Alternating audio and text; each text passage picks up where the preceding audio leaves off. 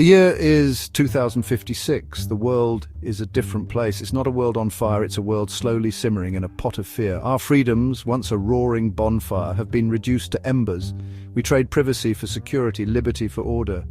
This isn't the dystopia of our grandparents' sci-fi novels. It's a slow, insidious creep towards a world where dissent is a whisper and obedience is the law.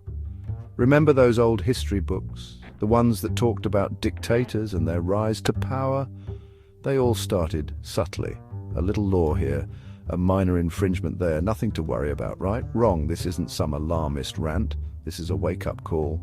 We're slowly sleepwalking into a world where the government knows your every move, reads your every text, and listens to your every word. They call it security, I call it control. And the worst part?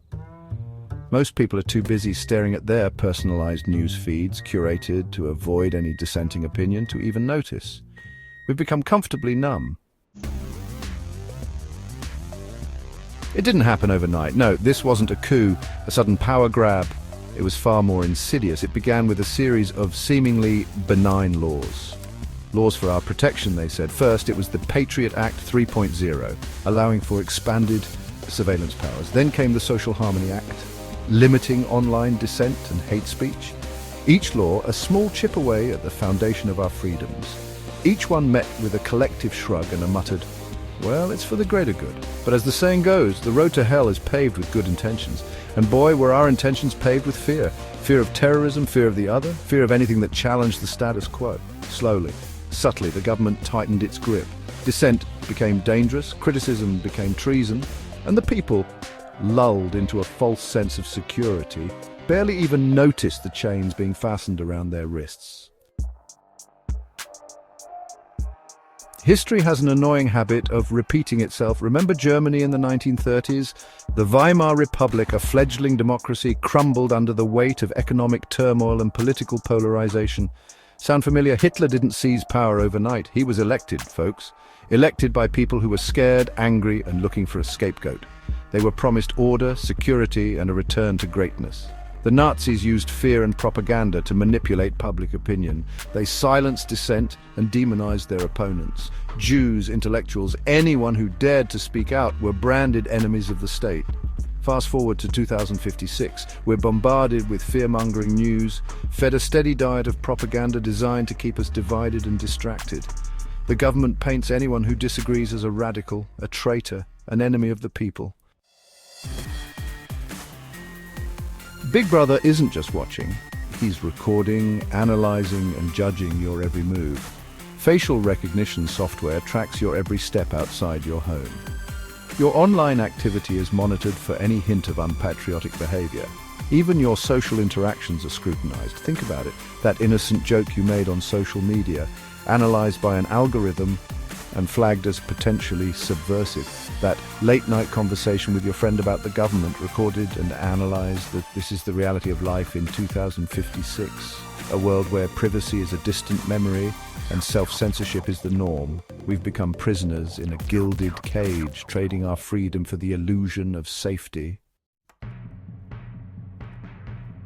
Section 5, the price of silence when dissent becomes dangerous. Remember that old saying, the only thing necessary for the triumph of evil is for good men to do nothing? Well, guess what? Silence is consent. When we fail to speak out against injustice, we become complicit in it. When we allow fear to silence our voices, we empower those who seek to control us. In 2056, speaking out against the government can cost you your job, your friends, even your freedom. People disappear in the dead of night, whisked away to re-education camps for daring to question the powers that be. This is the price of silence.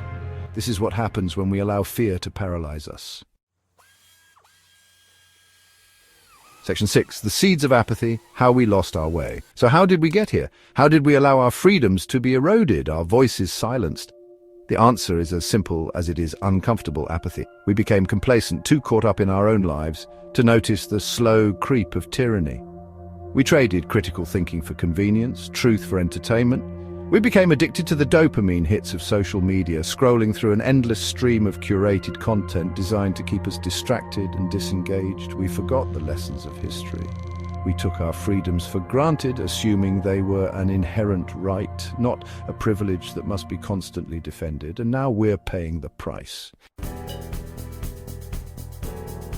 Section 7, the power of one, igniting the flame of resistance. It's easy to feel hopeless, to believe that one voice can't make a difference, but history teaches us otherwise. Every revolution, every movement for change started with a single spark. Rosa Parks refused to give up her seat on the bus. Gandhi led a non-violent resistance against British rule. A young Tunisian street vendor set himself on fire, sparking the Arab Spring. Change doesn't happen overnight. It takes courage, it takes commitment, and it takes a willingness to stand up for what you believe in, even when it's difficult, even when it's dangerous. Section 8, reclaiming our birthright, a blueprint for action. So what can we do? How do we fight back against this slow slide into authoritarianism? It starts with small acts of defiance. Have those uncomfortable conversations, challenge the official narrative, support independent journalism, vote in every election, local and national. Get involved in your community. Most importantly, never stop questioning authority. Hold your elected officials accountable, demand transparency. Remember, they work for us, not the other way around. Section 9, a call to arms. The future is in our hands. The future is not written. It's not some predetermined outcome we're powerless to change. The future is what we make it. We can choose to be the generation that allowed our freedoms to slip away, or we can choose to be the generation that reclaimed them. The choice is ours. The time to act is now. This isn't just about us. It's about our children and grandchildren. It's about the kind of world we want to leave behind. So let's raise our voices, let's fight for our rights, let's take back our democracy. The future depends on it.